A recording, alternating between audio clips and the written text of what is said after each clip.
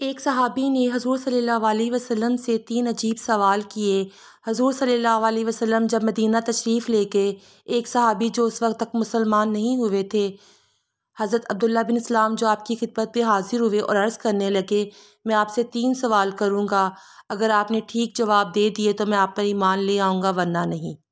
میرا پہلا سوال، قیامت کی سب سے پہلی نشانی کیا ہے؟ نمبر 2، جنتیوں کو سب سے پہلے کون سا کھانا ملے گا؟ نمبر 3، بچہ کس وجہ سے اپنے ماں باپ پر جاتا ہے؟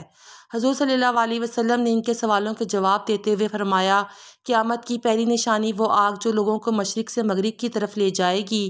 نمبر 2، جنتیوں کو جنت میں جانے کے بعد سب سے پہلے مچھلی کے جگر کا ٹکڑا کھانے کو ملے گا۔ اور تیسرے سوال کا جواب، جب مرد کا پانی عورت کے پانی پہ غالب آ جائے تو لڑکا، اور عورت کا پانی مرد کے پانی پہ غالب آ جائے تو لڑکی پیدا ہوتی ہے۔ یہ سن کر عبداللہ بن سلام نے اسلام قبول کر لیا۔